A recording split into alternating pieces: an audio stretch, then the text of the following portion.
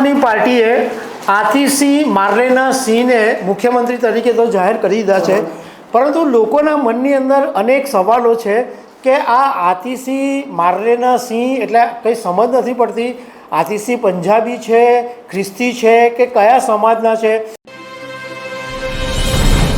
નમસ્કાર દર્શક મિત્રો, આમ આદમી પાર્ટીએ આતિશી માર્લેના સિંહને મુખ્યમંત્રી તરીકે તો જાહેર કરી દીધા છે, પરંતુ લોકોના મનની અંદર અનેક સવાલો છે કે આ આતિશી માર્લેના સિંહ એટલે કંઈ સમજ નથી પડતી. આતિશી પંજાબી છે, ખ્રિસ્તી છે કે કયા સમાજના છે?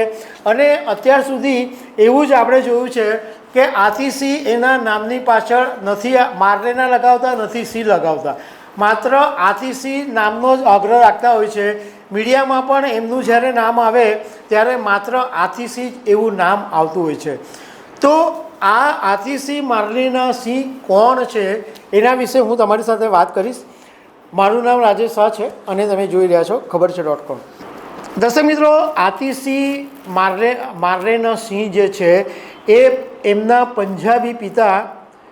પંજાબી રાજપૂત પિતા વિજયસિંહ અને માતા ડૉક્ટર તૃપ્તા વાહીની દીકરી છે. બંને એમના જે આતિશીના માતા પિતા છે એ બંને દિલ્હી યુનિવર્સિટીના પ્રોફેસર હતા.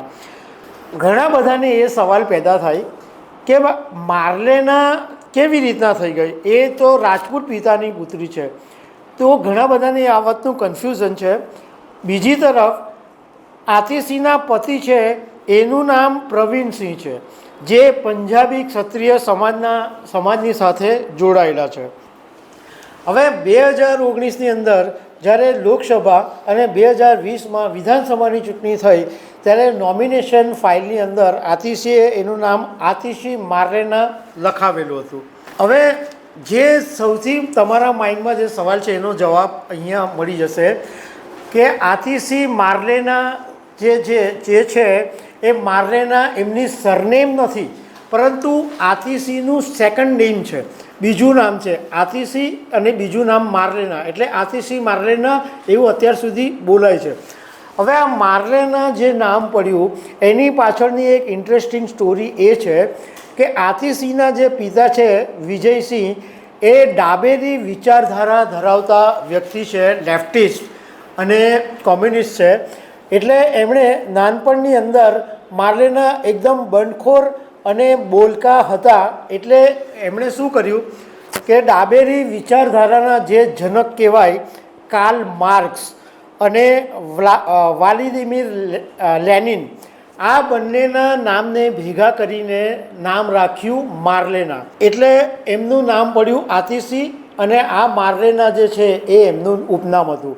પરંતુ એ પછી લોકોનું એવું લાગવા માંડ્યું કે આ પણ ડાબેરી વિચારધારા ધરાવે છે ને જાતિવાદનો ઉપયોગ કરે છે. એ બધું જ્યારે બહુ ચર્ચા થઈ એટલે આતિશીએ પોતાના નામ પરથી પાછળથી બધું જ હટાવી દીધું અને એમણે માત્ર આતિશી નામ રાખ્યું.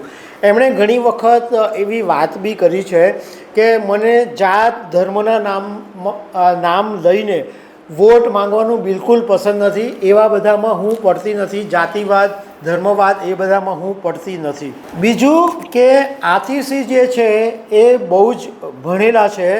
એમનો જન્મ 8 જૂન 1981માં થયો હતો.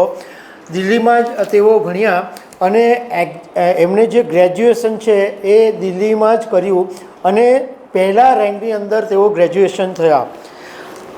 2003માં તેઓ ઓક્સફર્ડ યુનિવર્સિટીમાં ઇતિહાસમાં એમણે માસ્ટર ડિગ્રી મેળવી હતી. એમણે જૈવિક ખેતીથી માંડીને શિક્ષણ પદ્ધતિ, જમીન સુધારણા જેવી અનેક કામ તેમણે કર્યા છે. બીજું કે આતિશી રાજકારણમાં આવ્યા એ પહેલાં આંધ્રપ્રદેશની ઋષિ વેલી સ્કૂલમાં અંગ્રેજી અને ઇતિહાસ ભણાવતા હતા. આતિશી માટે એમ કહેવાય છે કે એ એટલું બધું ભણેલા છે અને જ્યારે આમ આદમી પાર્ટીમાં જોડાવાના હતા એ પહેલાં મનીષ સિસોદિયાએ અરવિંદ કેજરીવાલની સાથે આતિશીની મુલાકાત કરાવી હતી અને તે વખતે અરવિંદ કેજરીવાલ એમના એજ્યુકેશન, યુવાન અને એમનું જે દીર્ઘદ્રષ્ટિ હતી એનાથી પ્રભાવિત થયા હતા અને એને કારણે ફટાફટ આતિશી આગળ આવી ગયા. તો દર્શક મિત્રો, આવી અનેક વાતો સાથે અમે તમને મળતા રહીશું. Thank you very much.